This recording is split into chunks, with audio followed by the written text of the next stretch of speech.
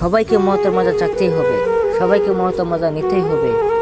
আমরা রবের জমিনে দাঁড়িয়ে এত গুনাহ করতেছি, একবার বাবার উচিত যেত গুনাহ করতেছি, কিন্তু আমাদের তো মওত সেবেই আসতেছে। আহারে, কুল্লু নাফসিন যায়িকাতুল মাউত, সবাইকে মওতের মজা চাকতেই হবে, সবাইকে মওতের মজা নিতেই হবে। যখনই আজরাইল আসবে, তোমার এই কোটি টাকার সম্পদ তোমাকেও ধরে রাখতে পারবে না, তোমার কোটি টাকা তোমাকে ধরে রাখতে পারবে না, তোমার এই বাড়ি গাড়ি ধরে রাখতে পারবে না। যখনই আজরাইল তোমার সামনে এসে পড়বে, তোমার পাশে তোমার মা থাকবে, তোমার পাশে তোমার সন্তান থাকবে, তোমার পাশে তোমার বাবা থাকবে, তোমার পাশে তোমার ভাই থাকবে, তোমার পাশে তোমার আদরের স্ত্রী থাকবে। কিন্তু তোমার মরার যত যন্ত্রণা কষ্ট কেউ তোমার ভাগ নেবে না। আরে আজরাইল যখন এসে পড়বে, তুমি যদি নেককার হয়ে থাকো যুবক, তাহলে তুমি ভালো, আর যদি নেককার না হয়ে থাকো তাহলে তুমি বুঝতে হবে। আরে যখন আজরাইল আমাদেরকে হাত দিয়ে এমন ভাবে একটা থাপ্পড় মারবে, এই অন্তরের ভিতরে, এই দিলের ভিতরে, এই বুকের ভিতরে, তোমাকে মনে রাখবে যে আল্লাহর এই আল্লাহর পৃথিবী যেন আমার বুকের উপরে চড়াই দিছে, আরে যুবক, সেইখান তুমি মনে রাখবে, সেই সময় তুমি ভাববা যে আমার আল্লাহ আমাকে একটু সুযোগ দাও, আমাকে একটু যন্ত্রণা কমাই দাও, আজরাইল তখন তোমার কথা শুনবে না, তোমার জানটাকে এমন ভাবে কবজ করবে, যেমন তোমার দিল থেকে চামড়াগুলো কে যেন টানে ছিঁড়ে নিতেছে, একদম টানে ছিঁড়ে নিচ্ছে, তোমার দিলের থেকে, তোমার জানের থেকে জানটা কেন যেন একদম টানে বের করে নিচ্ছে।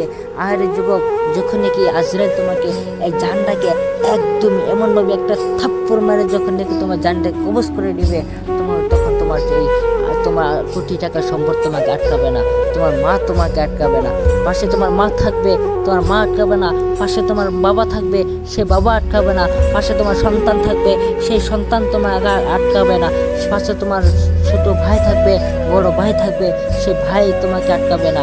আরে যুবক, তোমার আদরের স্ত্রী থাকবে, তাও তোমাকে আটকাবে না। আরে প্রিয় মুসলমান, যখন আমাদেরকে রূহটাকে বের করে নিয়ে চলে যাবে, যখন আমরা কবরে চলে যাব, যখন আমাদের কবরে শোয়ানো হবে। আরে প্রিয় মুসলমান, সওয়াল হবে তিনটা সওয়াল, যদি উত্তর দিতে পারেন আপনি তো ভালো, আর যদি না উত্তর দিতে পারেন তাহলে শুনেন প্রিয় মুসলমান, আমার নবী সেখানে হাজির থাকবে। আহারে, যদি তুমি আমার নবীকে ভালোবেসে থাকো, তোমার ভিতরে যদি ঈমান থাকে, তাহলে তুমি বলবে এটা আমার রাসূল, এটা আমার নবী, এটা আমার দয়াল নবী। আরে প্রিয় মুসলমান, সেই সময় তুমি বেঁচে যাবা। আর যদি তুমি চিনতে না পারো, আমার নবীও তোমাকে শাফাআত করবে না। আহারে, সেই সময় বলবা আল্লাহ গো, একটা সুযোগ দাও না, দুনিয়াটা যে একটা নামাজ পড়ে আসি, একটা সাজদা দিয়ে আসি। আরে তখন তুমি চিৎকার দিয়ে বলবে আল্লাহ গো, আমি ভুল করেছি, একটা সুযোগ দাও আল্লাহ, আমি দুনিয়াটা যে একটা সাজদা দিয়ে আসি। তুমি যত ফরিয়াদ করো কেন, কিন্তু আল্লাহ তোমার কথা শুনবে না। আল্লাহ একটাই কথা বলবে, তোমাকে আমি 80 বছর হায়াত দিয়েছিলাম, 70 বছর হায়াত দিয়েছিলাম, 90 বছর হায়াত দিয়েছিলাম, 100 বছর হায়াত দিয়েছিলাম, তুমি কখনো তো আমাকে সাজদা দাও নাই, কখনো তো আমাকে রব বলে ডাকো নাই। আজকে কেন তুমি আমাকে রব বলে ডাকতেছো? আজকে কোনো বাহানায় চলবে না। আরে তুমি চিৎকার দেয় বলবা আল্লাহ গো, আমি ভুল করেছি, আমাকে ক্ষমা করে দাও। তুমি যতই চেষ্টা করো, তোমাকে আর সেই সুযোগটা দিয়ে হবে না। মৃত্যু এত যন্ত্রণা, এত কষ্ট।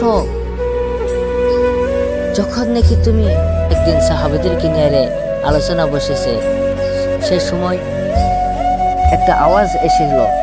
সাহাবাদেরকে সাহাবার আমার রাসূলকে জিজ্ঞেস করলো, ইয়া রাসূলুল্লাহ, এত ভয়ঙ্কর আওয়াজটা কিসের আওয়াজ হতে পারে? আমার রাসূল বলে, সাহাবারা শোনো, সে আওয়াজটা কোনো দুনিয়ার আওয়াজ না, সে আওয়াজটা হলো জাহান্নামের আওয়াজ।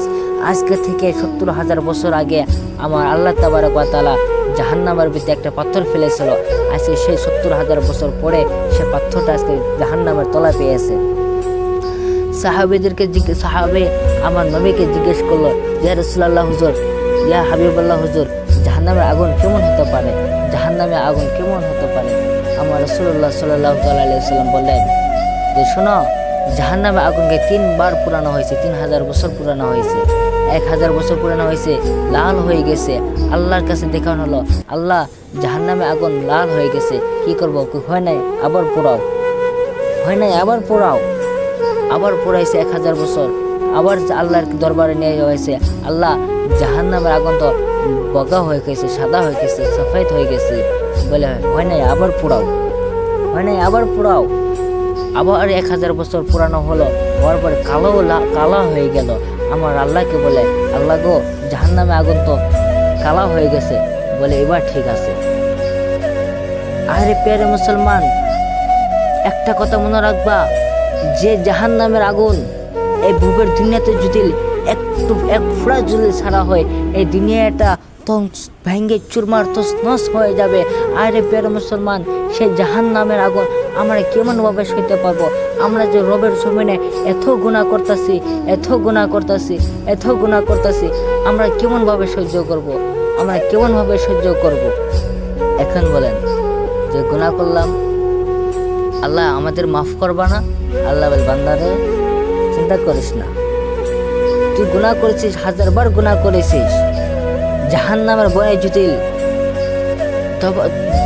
জাহান্নামের ভয়ে যদি আসতে আমাকে ইয়াদ করছস, আমাকে ডাক দিছস রব্বে কারিম বলে, আমি আল্লাহ বলছি, তুই যদি আজকে জাহান্নামের ভয়ে আমাকে যদি ডাক দিয়েছিস রব্বে কারিম বলে, শুনে রাখ, আমি তো তবা তোকে আগেই খুলে দিয়েছি।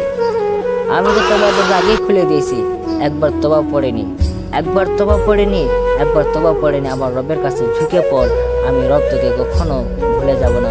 কাল কিয়ামতের দিন আমার রহমতে বর্ষিত করে দেব, আমার রহমত নাজিল করে দেব।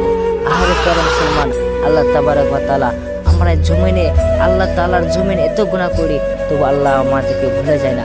আল্লাহ তাবারক ওয়া তাআলার কাছে বলি, আল্লাহ গো, আমাদেরকে মাফ করবা না? আল্লাহ ডাক দিয়ে বলে, বান্দারা রে, তোরা তো 1000 গুনাহ করিস না কেন, তোরা যদি আমাকে রব্বে কারিম বলে একবার ডাক দিস, আমাকে যদি একবার ডাক দিস, আর তোরা যদি একবার তওবা করে আমার রব্বে কারিমের কাছে ঝুঁকে পড়, আমি কথা দিচ্ছি, কাল কিয়ামতের দিনে আবার রহমত নাজিল করে দেব তোদেরকে।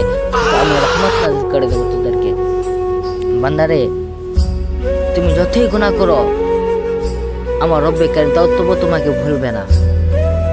আরে যখন নাকি কোনো বান্দা যদি সাজদাতে বলে সুবহান রাব্বিল আলা, আল্লাহ বলে, ফেরেশতারা, আজকে আমার বান্দা আমাকে সুবহান রাব্বিল আলা বলে ডাকছে, কারণটা কি? বলে, আল্লাহ গো, তোমার বান্দা আজকে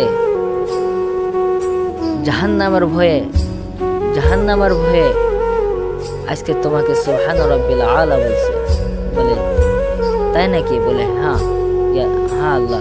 বলে, শুনো ফেরেশতা, আমার বান্দা যদি জাহান্নামের ভয়ে যদি আমাকে রব্বে কারিম বলে, আমি রব্বে কারিম বলছি, সে বান্দাকে আমি রব্বে কারিম বলছি, সে বান্দার জাহান্নামের আগুনকে তুমি হারাম করে দাও, সেই জাহান্নামে আগুনকে তুমি হারাম করে দাও। কারণ আমার বান্দা 1000 ভুল করেছে, আমাকে তো একবার সুবহান রাব্বিল আলা বলে ডাকছে, বলছে।